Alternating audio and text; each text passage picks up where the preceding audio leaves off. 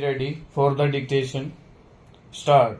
Having noticed the salient fact on which there is not much dispute, this court is firstly constrained to observe that there is no material or evidence to indicate what steps the corporation took between 30th April 1996 to 3rd February 1998. Stop. There is not one shred of evidence to indicate as to whether any notice was issued to the petitioner during this period to participate in the disciplinary proceedings. Stop.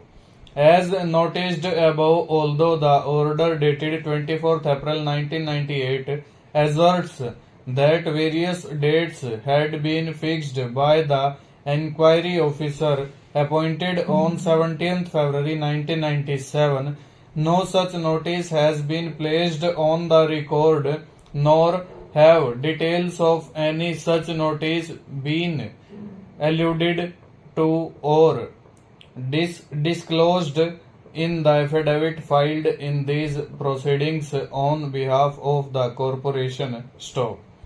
Even the order sheet which stands appended along with the counter affidavit of the corporation refers to dates which were fixed in 1996. Stop.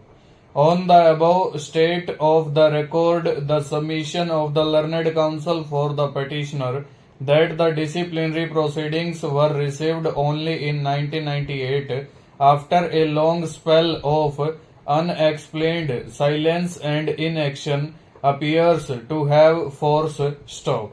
On 17th February 1998, the corporation, although being fully aware of the pendency of the disciplinary proceedings, proceeded to pass an order holding that the petitioner would be treated to have retired from service with effect from 31st January 1998. Stop. If the petitioner was permitted to retire with effect from 31st January 1998, this court fails to comprehend what authority inhered in the corporation to proceed with or continue the disciplinary proceedings or to inflict any punishment upon the petitioner. Stanza. As noted above, no statutory provision, rule or regulation prevalent in the corporation was referred to or relied upon to sustain the continuance of the disciplinary proceedings after the retirement of the petitioner on 31st January 1998. Stop. Once the petitioner had retired from service, no authority vested in the corporation to continue with the disciplinary proceedings which had been initiated against the petitioner. Stop.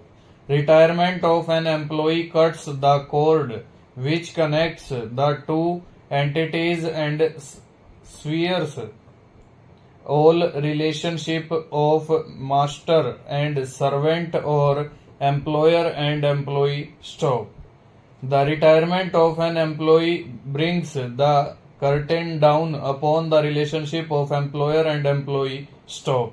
Once this event occurs, no further jurisdiction or authority vests in the employer to inflict any punishment upon the employee thereafter. Stop. Even otherwise, the following facts also need to be highlighted. Stop. Admittedly, the inquiry report was submitted on 19th February 1998. Stop.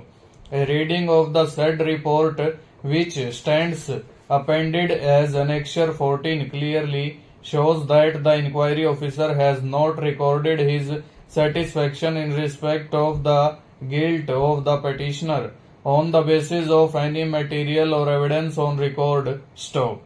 The only conclusion recorded by the inquiry officer is that since the petitioner did not cooperate with the disciplinary proceedings and that from his conduct it is clear that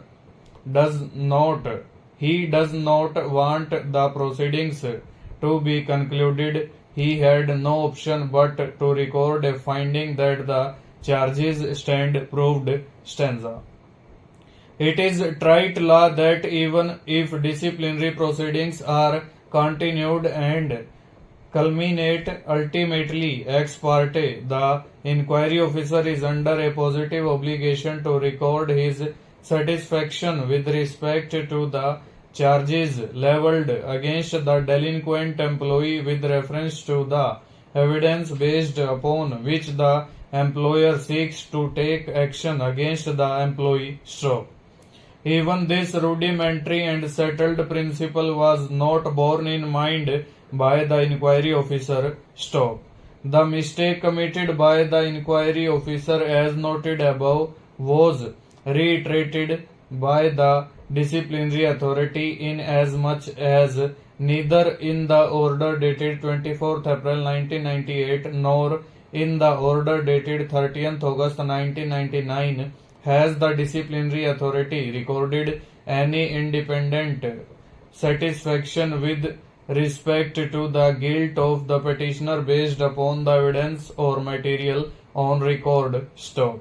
This, of course, subject to the caveat that the failure of the inquiry officer to record his conclusions on each charge is not a flaw which could perhaps have been cured by the disciplinary authority for the first time.